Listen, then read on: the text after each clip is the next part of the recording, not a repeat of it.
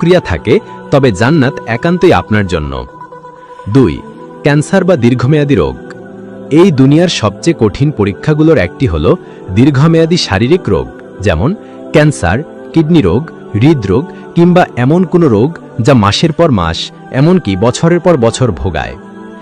এই রোগগুলো কেবল শরীরকেই দুর্বল করে না, বরং মনের ভেতরেও এক ধরনের অসহায়ত্ব জন্ম দেয়। মানুষ ভাবে, আল্লাহ আমাকে এত কষ্ট দিচ্ছেন কেন? কিন্তু ভাই, এই কষ্ট যদি আপনি আল্লাহর সন্তুষ্টির জন্য ধৈর্য ধরে সহ্য করেন, তাহলে জান্নাত আপনার জন্য আল্লাহর পক্ষ থেকে পুরস্কার। হাদিসে নবী করিম সাল্লাল্লাহু আলাইহি ওয়াসাল্লাম বলেন, মুসলিম ব্যক্তির যে কষ্ট, রোগ ব্যাধি, উদ্বেগ, উৎকণ্ঠা, দুশ্চিন্তা ও প্যারেশানি আসে, এমনকি যে কাঁটা তার দেহে ফোটে, এসবের মাধ্যমে আল্লাহ তার গুনাহসমূহ ক্ষমা করে দেন। এই হাদিসটি আমাদের শেখায়, আমাদের শরীরে যত কষ্টই আসুক না কেন, সেটা যদি ধৈর্যের সঙ্গে সহ্য করা যায়, তাহলে প্রতিটি ব্যথা হয়ে যায় গুনাহ মাফের কারণ।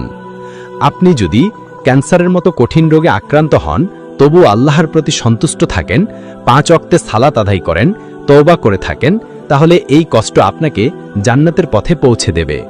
আরেকটি গুরুত্বপূর্ণ হাদিস এসেছে, যখন কোনো মুসলিম শারীরিক কষ্টে ভোগে এবং ধৈর্য ধারণ করে, তার গুনাহ ঝরে পড়ে, যেমন গাছ থেকে শুকনো পাতা ঝরে পড়ে।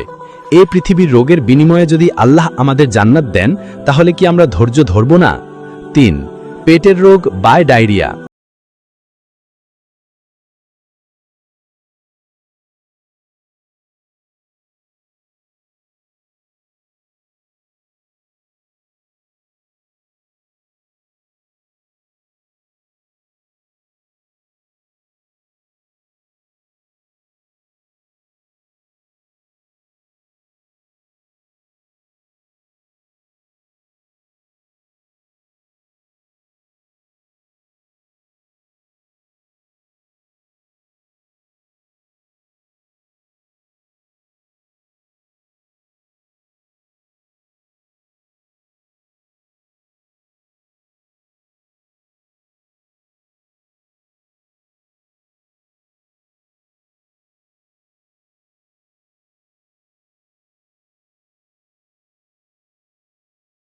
কুরআনে হযরত আইয়ুব আলাইহিস সালামের ঘটনায় এসেছে, তিনি দীর্ঘ 18 বছর এক মারাত্মক চর্মরোগে আক্রান্ত ছিলেন।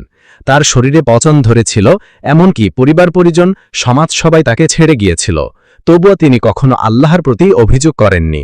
হযরত আইয়ুব আলাইহিস সালামের এই ঘটনা আমাদের জন্য একটি বড় শিক্ষা। চর্মরোগ যদি আল্লাহর পক্ষ থেকে একটি পরীক্ষা হয়, তবে ধৈর্যই সে পরীক্ষায় পাশ করার চাবি। আজ আপনি যদি এমন কোনো রোগে ভোগেন যা শরীরে, মুখে বা চামড়ায় কষ্ট দেয়, মানুষ দেখে মুখ ঘুরিয়ে নেয়, তবু আপনি যদি আল্লাহর সন্তুষ্টির জন্য ধৈর্য ধারণ করেন, তাহলে আপনার প্রতিদান হবে জান্নাত। রোগব্যাধি আমাদের জন্য পরীক্ষা, শাস্তি নয়। এই পরীক্ষায় যারা ধৈর্যের সঙ্গে উত্তীর্ণ হন, তাদের জন্য আল্লাহর পক্ষ থেকে জান্নাতের পুরস্কার অপেক্ষা করে। তাই কেউ ক্যান্সারে ভুগলে, দৃষ্টিশক্তি হারালে কিংবা দুর্বিষহ চর্মরোগে আক্রান্ত হলেও হতাশ হবেন না। আল্লাহর উপর ভরসা রাখুন, তওবা করুন, ধৈর্য ধরুন। জান্নাত আপনার অপেক্ষায় আছে। আমিন।